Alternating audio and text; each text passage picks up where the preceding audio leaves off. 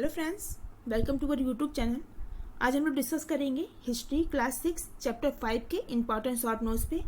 Chapter का नाम है हमारा राज्य, राजा और एक प्राचीन गणराज्य। आइए देखते हैं इम्पॉर्टेंट शॉर्ट नोट्स।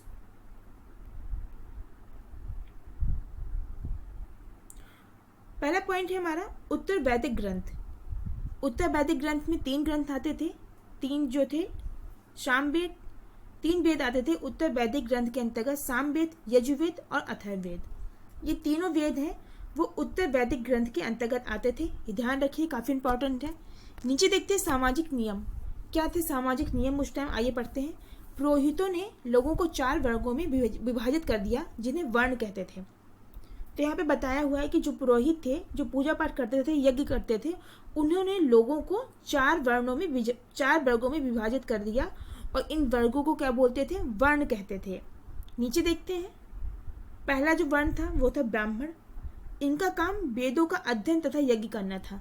ब्राह्मण का काम बताया हुआ है कि वेदों का अध्ययन और यज्ञ करना था। दूसरा जो वर्ण था वो था क्षत्रिय था। इसका काम था युद्ध करना व लोगों की रक्षा करना। तीसरा वर्ण था वैश्य, यानी को वैश्य भी बोलते थे। इनका काम था, इसमें कृषक, पशुपालक और व्यापारी आते थे। इसके बाद सबसे अंतिम जो वर्ण था वो शूद्र था। इनका कार्य अन्य तीनों वर्गों की सेवा करना, मतलब कि जो ऊपर के तीनों वर्ण थे, ब्राह्मण, क्षत्रिय और वैश्य, तो इन तीनों वर्णों की सेवा करना काम था किसका? शूद्रों का। इसके साथ बताया हुआ है कि इनको कोई भी अनुष्ठान करने का अधिकार नहीं था, मतलब कि ये कोई भी यज्ञ या पूजा पाठ नहीं कर सकते थे। नीचे एक पॉइंट और दिया है, ये भी काफी इंपॉर्टेंट है, इसको देखते हैं कि प्रायः महिलाओं को भी शूद्रों के समान ही माना जाता था। महिलाओं तथा शूद्रों को वेदों का अध्ययन करने का अधिकार नहीं था। अब यहाँ पे काफी इंपॉर्टेंट पॉइंट दिया हुआ है कि जो महिलाएं थी उनको भी शूद्रों के समान ही माना जाता था, मतलब कि जो अधिकार शूद्रों को नहीं थे वही सेम अधिकार महिलाओं को भी नहीं थे। जैसे कि महिलाओं को भी शूद्रों के समान वेदों का अध्ययन का अधिकार नहीं था, वो किसी भी पूजा या अनुष्ठान में भाग नहीं ले सकती थी, साथ ही वो वेदों का अध्ययन नहीं कर सकती थी। नीचे है सभी वर्णों का निर्धारण जन्म के आधार पर होता था। एक यहाँ पे पॉइंट देखिए कि जो भी सभी वर्ण थे उनका जो निर्धारण था वो जन्म के आधार पर होता था, मतलब किसका जन्म किस परिवार में हुआ, किस कुल में हुआ, तो इस आधार पर जो वर्ण थे उनका निर्धारण किया जाता था। नीचे कुछ लोगों को अछूत माना जाता था। शिल्पकार, कुछ लोगों को अछूत माना जाता था। उसमें कौन आते थे? शिल्पकार आते थे, शिकारी तथा भोजन संग्राहक और शवों को जलाने या दफनाने वाले। यहाँ पे देखिए किस तरीके से सामाजिक एक भिन्नता दिखाई गई है। छूत पात या जो भी चीजें हमारी समाज में व्याप्त हैं, जो आज भी व्याप्त हैं, कि कुछ लोगों को अछूत माना जाता था। उनमें कौन कौन थे? शिल्पकार, शिकारी तथा भोजन संग्राहक थे, मतलब वो लोग जो भोजन का संग्रह करते थे। साथ ही वो लोग जो शवों को जलाते या दफनाते थे उनको भी अछूत माना जाता था। अब किसी भी के परिवार में किसी भी इंसान की डेथ हुई है, किसी भी जो भी प्रियजन होते हैं, रिश्तेदार, किसी की डेथ हो गई, अब उसको जलाने वाला जो इंसान है, उन सबों को जलाने वाला इंसान है, आप उसको भी अछूत मान रहे हैं। अगर आप उसको अछूत मान रहे हैं तो फिर इन फ्यूचर में या जो भी लोग की डेथ होगी आगे परिवार में, अगर वो लोग उसको ना जलाएं तो फिर कौन जलाएगा? आप ऐसे लोगों को भी अछूत की श्रेणी में रख रहे हैं। ये सब बनाए हुए इंसानों का ही, ये इंसानों की मान्यता है कि उन्होंने, भगवान ने तो किसी को ऐसे नहीं डिसाइड करके भेजा कि ये छूत है या अछूत है, वो सब इंसानों का बनाया हुआ ही खेल है। नीचे देखते हैं पूर्वोत्तर क्षेत्र। इसमें क्या था? इसमें पूर्वोत्तर क्षेत्र में इस प्रकार की असमानताएं नहीं थी या बहुत कम थी।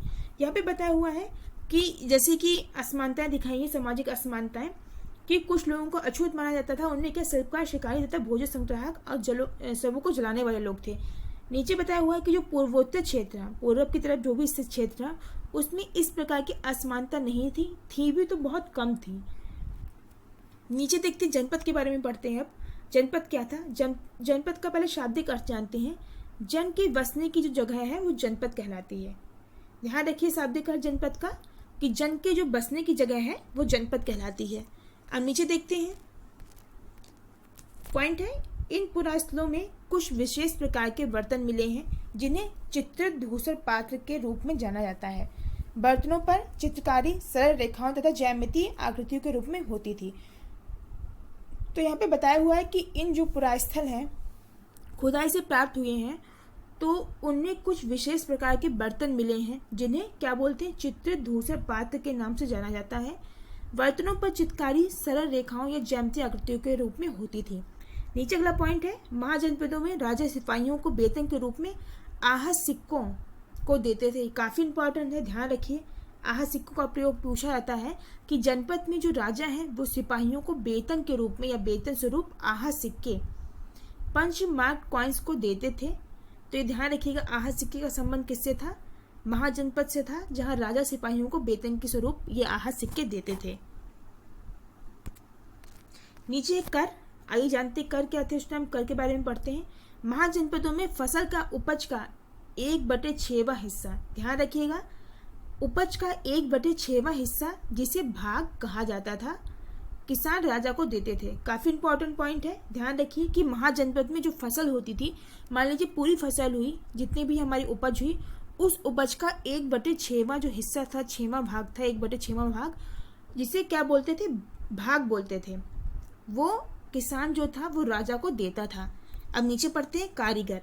कारीगर क्या थे? श्रमिक, जैसे बुनकर, लोहार या सुनार महीने में एक दिन राजा के लिए काम करते थे। यहाँ पे बताया हुआ है ये कारीगर हैं, श्रमिक हैं, जैसे बुनकर होगा, लोहार या सुनार हैं, वो महीने में मतलब 30 दिन में या 31 दिन में किसी भी एक दिन राजा के लिए काम करते थे। तो ये एक तरीके से उनके लिए कर के रूप में ही होता था कि वो राजा के लिए एक दिन फ्री में काम करेंगे।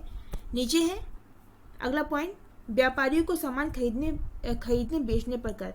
व्यापारी जो भी सामान खरीदते थे और बेचते थे उसका कर का भी कुछ भाग राजा को देते थे या उस पर उनका कर लगता था। नीचे कृषि में परिवर्तन, आइए पढ़ते हैं कृषि में क्या परिवर्तन हुए उस टाइम में। पहला है, हल के फाल अब लोहे के बनने लगे। पहला परिवर्तन बताया हुआ है कि जो हल के फाल थे वो पहले लकड़ी के होते थे, अब ये क्या हो गए? लोहे के बनने लगे। नीचे है, धान के बीज छिड़क कर धान उपजाने की बजाय धान के पौधे को रोपना शुरू हो गया। दूसरा परिवर्तन ये बताया हुआ है कि धान की फसल के लिए क्या करते थे? पहले खेतों में धान के जो बीज थे उनको छिड़क दिया जाता था, तो कहीं पे भी ऐसे धान के बीज छिड़क दिए गए। अब क्या शुरू हुआ कि अब धान की खेती के लिए, उनकी उपज के लिए वहाँ पे उसको छिड़कने की बजाय पौधों का जो रोपण है, मतलब ऐसे क्यारियाँ बना के धान के जो छोटे छोटे पौधे हैं उनका रोपण शुरू हो गया। धान के पौधों का रोपण शुरू हो गया, किसकी बजाय? बीजों को छिड़कने की बजाय धान के पौधों का रोपण शुरू हो गया। अब नीचे देखते हैं, सोन व गंगा नदी मगध से होकर बहती थी। यहाँ पे एक पॉइंट बताया हुआ है कि सोन और गंगा जो नदी थी वो मगध राज्य से होकर बहती थी। अगर क्वेश्चन आ जाए कि मगध राज्य से होकर बहने वाली कौन कौन सी नदियां थी तो आप आंसर कर सकते हैं सोन व गंगा नदी।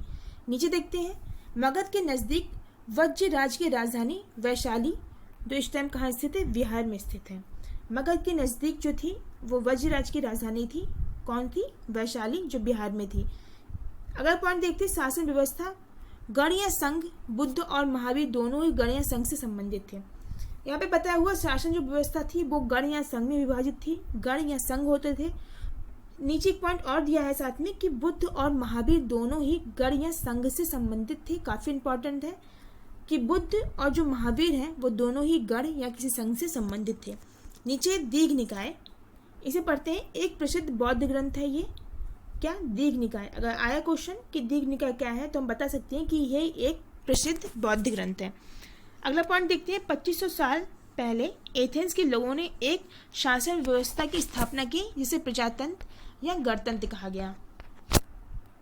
इसको देखते हैं, बताया हुआ है कि 2500 साल पहले की बात है, एथेंस के लोगों ने एक शासन व्यवस्था की स्थापना की जिसे प्रजातंत्र या गणतंत्र कहते हैं। जैसे कि आज हमारा भारत एक गणतंत्र राज्य है, तो इसकी स्थापना 2500 साल पहले, मतलब 2500 साल पहले एथेंस के लोगों ने इसको शुरू कर दिया था। एक शासन व्यवस्था बनाई उन्होंने, एक शासन व्यवस्था की स्थापना की जिसे उन्होंने प्रजातंत्र या गणतंत्र कहा। तो फ्रेंड्स, ये थी हमारी आज की वीडियो। अगर आपको वीडियो पसंद आई तो वीडियो को लाइक करिए, ज़्यादा से ज़्यादा शेयर करिए। साथ ही अगर आप हमारे चैनल पर नए हैं तो चैनल को सब्सक्राइब कर लीजिए। अगले वीडियो में मिलते हैं, तब तक अपना ख्याल रखिए, खुश रहिए। Thank you.